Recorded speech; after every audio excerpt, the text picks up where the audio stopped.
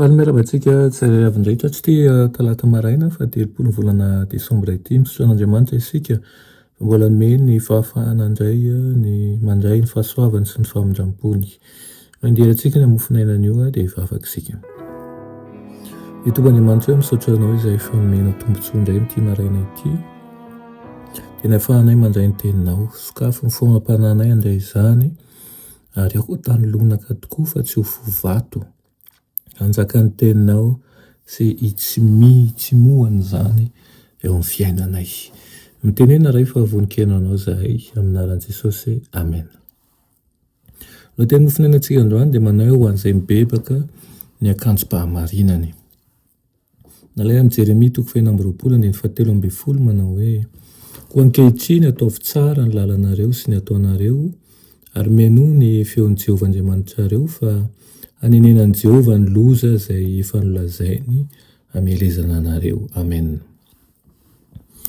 Na dia eo ambany fanamelohan'ny lalàna izay isika amin'ny mampanota antsika dia mbola i Kristy tamin'ny fankatoavany lalàna no mitaky ny fahamendrehan'ny fahamarinany ho an'izay fanahy mibebaka. Mba hahazahoana ny fahamarinan'i Kristy dia ilain'ny mpanota ny mahalala fa ny fibebahana dia asa hatrany fotony hanovan'ny saina sy ny fanahy ary ny fihetsika rehetra. Ny asan'ny fanovana dia tsy maintsy manomboka avy any amin'ny fo, fa ny maha-olombelona dia tsy afaka mamokatra fibebahana tahaka an'izany na hanandrana an'izany indrery raha tsy amin'ny alalan'i Kristy. Iza no maniry ho tonga amin'ny tena fibebahana marina ary inona no tsy maintsy atao? Tsy maintsy manantona an'i Jesosy aloha amin'izao maha-izy ianao izao, tsy miandry fotoana hafa izany. Rehefa voataonan'ny faniriana matotra hivavaka ny olona dia tsy ho very maina izy.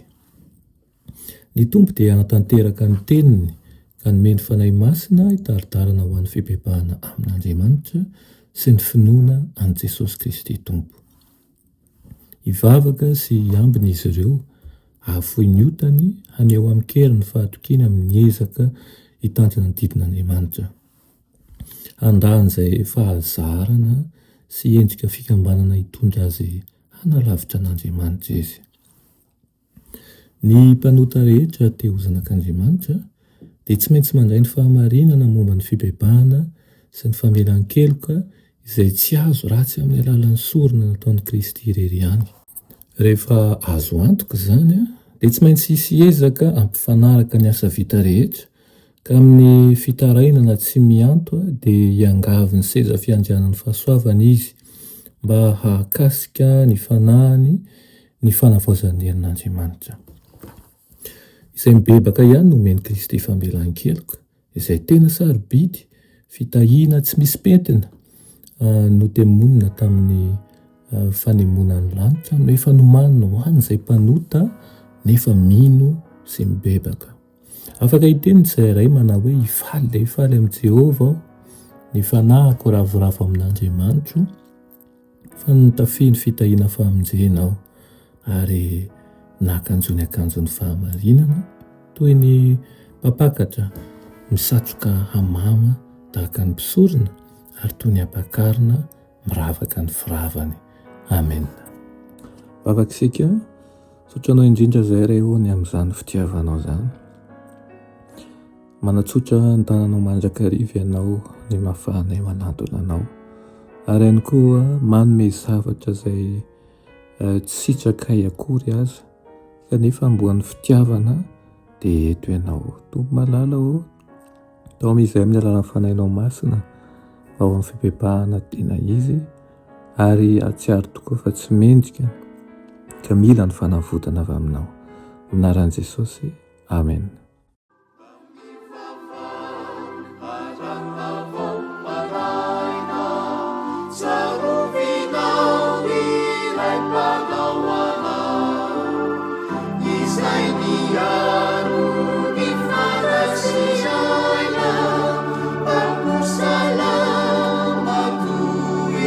Isa